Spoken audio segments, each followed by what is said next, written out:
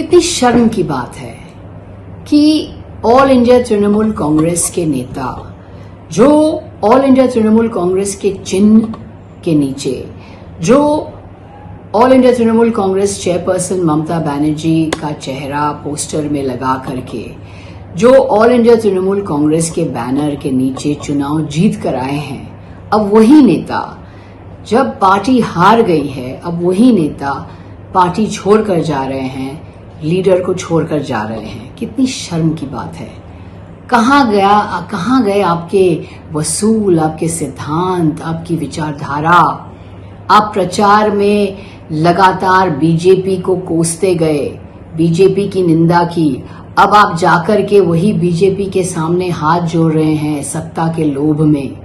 और बीजेपी जो कहती रही कि ये पार्टी विद अ डिफरेंस है, ये अटल बिहारी वाजपेयी की पार्टी है, अब बीजेपी साम दाम दंड भेद की राजनीति कर रही है। धन को इस्तेमाल करके, डरा के, धमका के पार्टीज को तोड़ रही है और असभ्य तरीके की राजनीति कर रही है।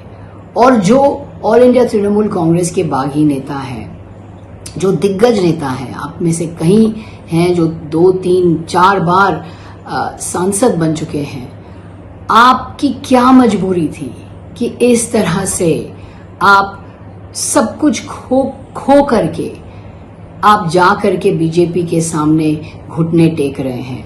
आपके जो सिद्धांत, आपके वसूल, आपकी विचारधारा, ये तो सब खोखले निकले।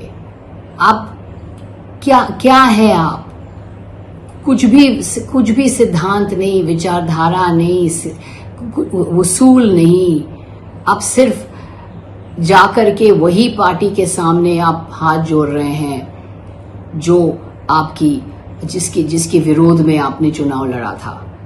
तो आप जानते हैं कि बंगाल में जो 2026 के जो चुनाव है, ये ना तो स्वतंत्र चुनाव थे, ना तो निष्पक्ष चुनाव थे। बीजेपी ने गलत तरीके से जीत हासिल की है। ये जो नतीजा निकला है, ये गलत तरीके से निकला है।